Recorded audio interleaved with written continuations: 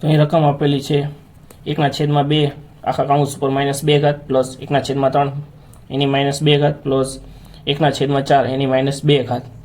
તો જ્યારે ઘાત રહી માઇનસમાં આપેલી હોય અને એને પ્લસમાં કરવી હોય તો આપણે સંખ્યા છે જે છેદમાં તેને અંશમાં લાવશું અને અંશ છે તેને આપણે છેદમાં લાવશું.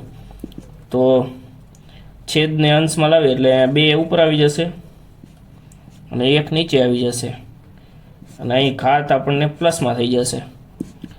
અહીં પણ તેવી જ રીતે છેદ ઉપર આવશે, અંશ નીચે આવશે અને પ્લસ ઘાત થઈ જશે જે -2 હતી એની જગ્યાએ અહીં 4 ઉપર -1 અને એની +2. તો હવે આ જે કૌંસ છે તેનો આપણે બધાની 2 ઘાત છે એટલે આપણે એનો બધાનો 2નો વર્ગ કરશું. તો 2નો વર્ગ થશે 4. નીચે 1નો વર્ગ 1 જ થશે તે આપણે ન લખી તો પણ ચાલશે. પ્લસ 3નો વર્ગ થશે 9 પ્લસ 4નો વર્ગ થશે 16. તો 4 + 9 + 16 તો આનો જવાબ થશે સરવાળો કરી એટલે 29. તો 29 આના માટે સાચો જવાબ આવશે.